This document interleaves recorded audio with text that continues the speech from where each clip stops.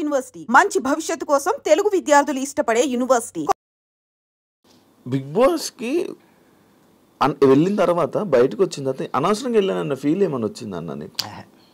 లేదు, రాలేదండి. నేను చాలా ఎంజాయ్ చేశాను బిగ్ బాస్.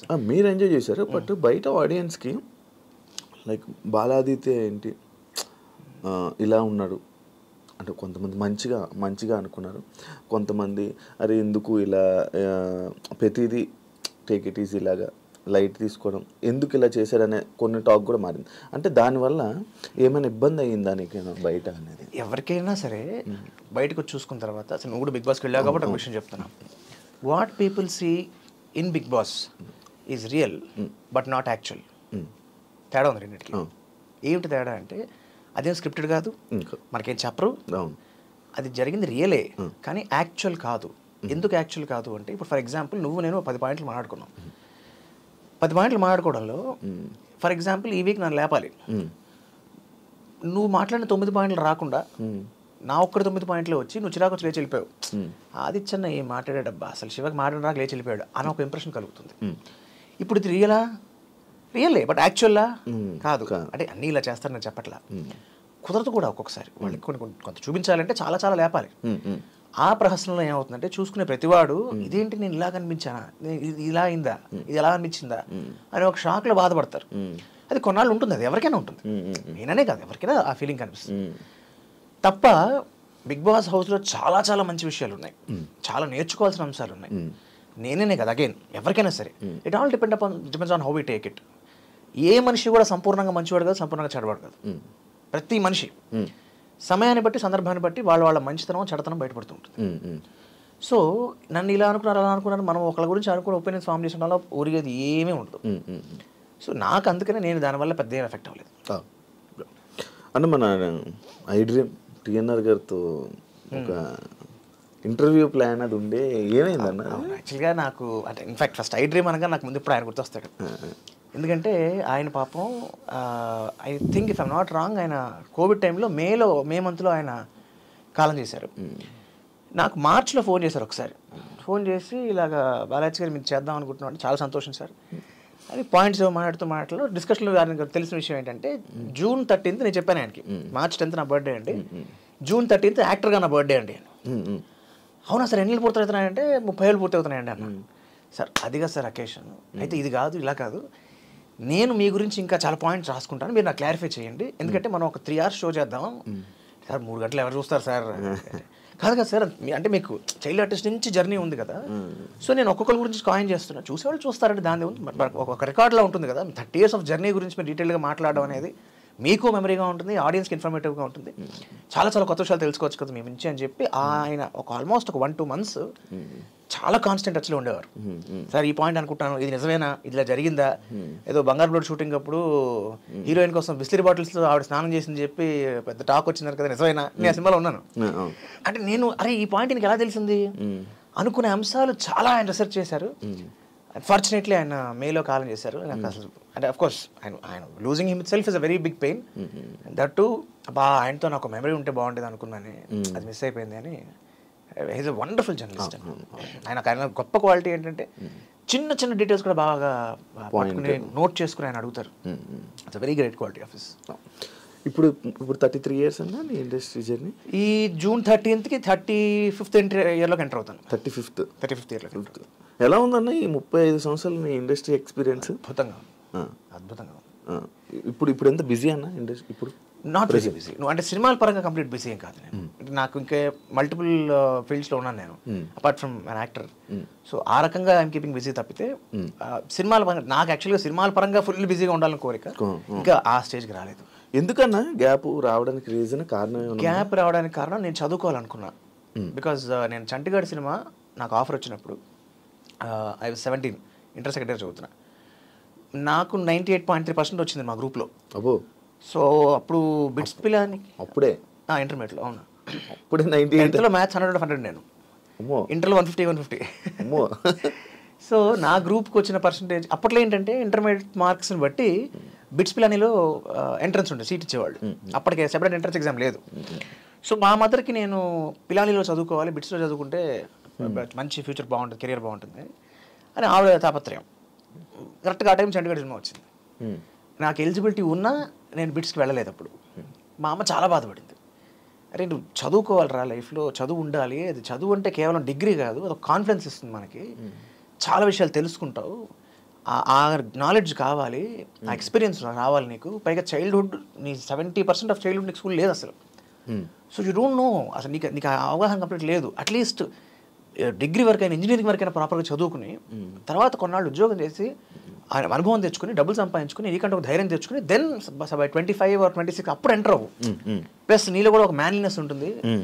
చిన్న కుర్రాడు ఈ టైంలో ఇప్పుడు ఈ అబ్బాయి హీరో అంటే నేను అప్పుడు మై ఆన్సర్ వాజ్ రెండు చెప్పాను, అమ్మ నేను చిన్న కుర్రాడు అన్న విషయం నాకు తెలుసు, కానీ ఇప్పుడు చిన్న కుర్రాళ్ళే హీరోగా వచ్చి ట్రెండ్ నడుస్తుంది. అప్పుడు ఆయన మన ఉదయ్ కిరణ్, తర్వాత తరుణ్, ఆయన తారక్ అన్న అప్పుడప్పుడే ఫ్రెష్గా వస్తున్నారు. తనీష్ ఇంకా రాలి అప్పటికి, తనీష్ ఇంకా రాలి. తారక్ అన్న, మన అల్లు అర్జున్ ఆయన అప్పుడే లాంచ్ అయ్యారు. సో సేమ్ ఇయర్ ఇన్ఫ్యాక్ట్ 2003 ఆయన కూడా. సో ఇప్పుడు నాకు ఈ ఆపర్చునిటీ వచ్చింది. కొన్నాళ్ళ తర్వాత ఈ ట్రెండ్ ఉంటుందో లేదో, అండ్ ఇక్కడ మనకేమీ వెనకాల ఎవరు లేరు మనల్ని పెట్టి సినిమాలు తీయడానికి. So this is the right opportunity నా ఉద్దేశం. రెండో విషయం అంటే నేను ఇప్పుడు చదువుకోవట్లేదని ఫీల్ అవుతున్నాను కదా, at any point of time in my life నేను ఒక ప్రాపర్ క్వాలిఫికేషన్తో నా లైఫ్ నేను ఫుల్ఫిల్ ఇట్, నేను ఇచ్చిన మాట నిలబెట్టుకుంటాను అని చెప్పడం వల్ల నేను 1940లో గ్రామం అనే సినిమాకి నేషనల్ అవార్డు వచ్చింది ఆ సినిమాకి. So then I took a break. I thought this is the right time. ఎందుకంటే అప్పటికే 25 ఏళ్ళు దాటిపోయినాయి. 25 దాటలే, ఇంకా 20 దాటేసాయి. 2024లో ఉన్నాను అప్పుడు, 2009 అనుకుంటుంది. సో 24. సో దట్ ఈ ఏజ్ దాటితే ఇంకా చదవడం కష్టం. చదువు మనకు అంటే అప్పటికే 6 ఏళ్ళు హీరోగా చేసిన వాడిని, అప్పటికే కష్టం, ఇంక ఈ ఏజ్ దాటితే ఇంకా కష్టం అని చెప్పి ఇంకా then I took a break తీసుకుని కంపెనీ సెక్రటరీ అయినా కోర్స్ చేశాను. కంపెనీ సెక్రటరీ అంటే మనకి ఇప్పుడు సిఏ లాగో, సిఎస్, ఐసిడబ్ల్యూఏ ఈ 3 కూడా సిస్టర్ కోర్సెస్. సో అలాగా సిఎస్ చేశాను అనమాట. ఇప్పుడు కూడా సిఏ స్టూడెంట్స్కి మీరు? అవును, సిఏ వాళ్ళకి ఫ్యాకల్టీగా ఉన్నారు ఇప్పటికీ. 2013లో స్టార్ట్ చేశాను. సిఏ ఇంటర్లో ఫైనాన్షియల్ మేనేజ్మెంట్ ఒక సబ్జెక్ట్ ఉంటుంది, అది మ్యాథ్సే, అది కూడా మ్యాథ్స్ బేస్డ్. సో ఆ ఫైనాన్స్ సబ్జెక్ట్ అది, ఆ ఫైనాన్షియల్ మేనేజ్మెంట్ నేను గత 12 ఏళ్ళుగా టీచ్ చేస్తున్నా. కొన్నేళ్ళు ఫిజికల్ చెప్పాను రాజమండ్రి, హైదరాబాద్, విజయవాడలో. ఇప్పుడు వన్ ఫిన్ ఇండిగో లెర్న్ అని ఒక ఆన్లైన్ ఇన్స్టిట్యూట్ అనమాట. కాదండి, మీరు సిఏగా ఎందుకు చేయరు మరి జాబ్? చెప్తున్నా కదా, నా ప్యాషన్ అది కాదు. ఉద్యోగం అంటే విత్ డ్యూ రెస్పెక్ట్స్, ఆ పని చేసే వాళ్ళకి ఇష్టంగా వాళ్ళు చేస్తున్నారు. That doesn't give me high. అప్పుడు నేను కొన్నాళ్ళు సీరియస్గా జాబ్ ట్రై చేశాను, ప్రాక్టీస్ పెట్టాను, ఉద్యోగం చేశాను. ఇక్కడ సాటిస్ఫాక్షన్, జాబ్ సాటిస్ఫాక్షన్ అక్కడ లేదు. మొత్తం వర్క్ జాబ్ సాటిస్ఫాక్షన్ కానీ జాబ్ సాటిస్ఫాక్షన్ లేదు. కానీ వర్క్ మొత్తం మీకు వచ్చు.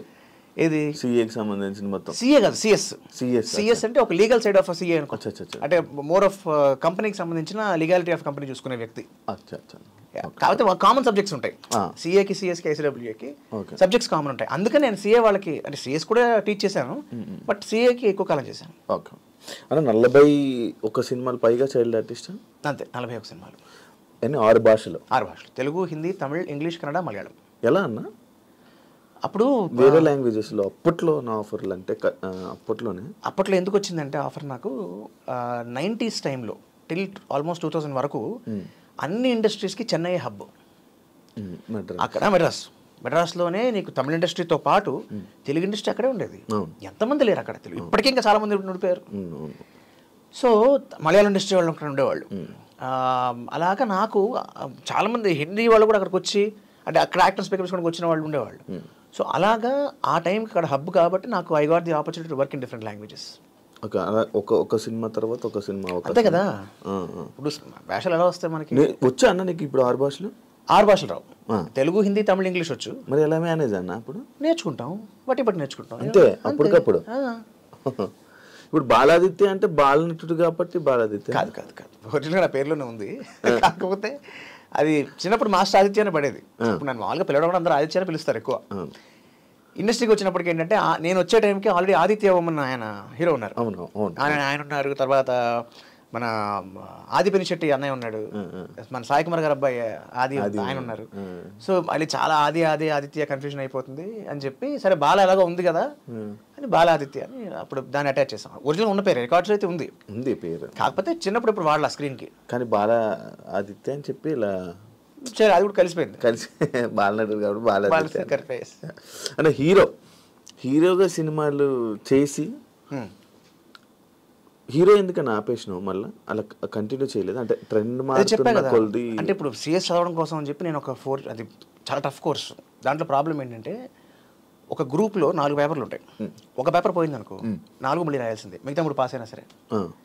సో అలాగా చాలా చాలా కష్టం అని చెప్పి నేను కంప్లీట్గా మానుకుని అసలు మొత్తం ఇండస్ట్రీకి అసలు నేను సినిమాలు చూడలే. నేను సిఎస్ పాస్ అయ్యే వరకు సినిమాలు చూడండి కొంతకాలం చూడలేదు. సిఎస్ ఫైనల్ ఎగ్జామ్స్ అప్పుడు ఆ ప్రిపరేషన్ ఉన్న టైంలో 15 నెలలు నా జీవితంలో నేను సినిమా థియేటర్కి వెళ్ళకుండా ఉండడం అంటే అది నాకే చాలా పెద్ద ఇది. బట్ అది అలా తపస్సులో చదివితే కానీ అవ్వదు. సో అలాగ బ్రేక్ తీసుకున్నాను. ఆ బ్రేక్ అలా ఎక్స్టెండ్ అయిపోయింది. మనకి ఇండస్ట్రీలో ఏంటంటే out of sight is out of mind. So కాబట్టి తప్ప నేను చదువుకోవడం కోసం బ్రేక్ తీసుకున్నాను. చదువు అయిపోయింది, అప్పటికే మర్చిపోయాను. 4 ఏళ్ళు అయిపోతే ఆబ్వియస్లీ మర్చిపోతారు కదా. కానీ అప్పటికిప్పటికి ఇండస్ట్రీ చాలా మారింది కదా, చేంజెస్ చూసావు? చాలా మారింది. ఏమేం చేంజెస్ చూసావు అన్న ఇండస్ట్రీలో నార్మల్గా? మోర్ ఆఫ్ నా అవగాహనలో ప్యాషన్ ఎప్పుడు తగ్గలేదు. కాకపోతే అప్పుడు చాలా తక్కువ మందికి తెలుసు మేకింగ్ అనేది. ఇప్పుడు మేకింగ్ చాలా మందికి తెలిసింది. వాల్యూమ్ ఆఫ్ మేకింగ్ పెరిగిపోయింది. అండ్ మోర్ ఇంపార్టెంట్లీ అప్పుడు గ్రౌండ్ వర్క్ ఎక్కువ ఉండేది. నాకు గుర్తున్నంత వరకు చాలా ఎక్కువ గ్రౌండ్ వర్క్ ఉండేది. షూటింగ్ డేస్ తక్కువ ఉండేది. ఇప్పుడు గ్రౌండ్ వర్క్ కన్నా షూటింగ్ డేస్ ఎక్కువైపోతున్నాయి. అదొక్కటే నాకు తెలుసు. But otherwise as days are passing ఎలాగైతే అన్ని ఇండస్ట్రీస్ గ్రో అవుతున్నాయో సినిమా ఇండస్ట్రీ కూడా గ్రో అయింది. అండ్ మన తెలుగు ఇండస్ట్రీ లాస్ట్ ఒక 10 yearsలో అయితే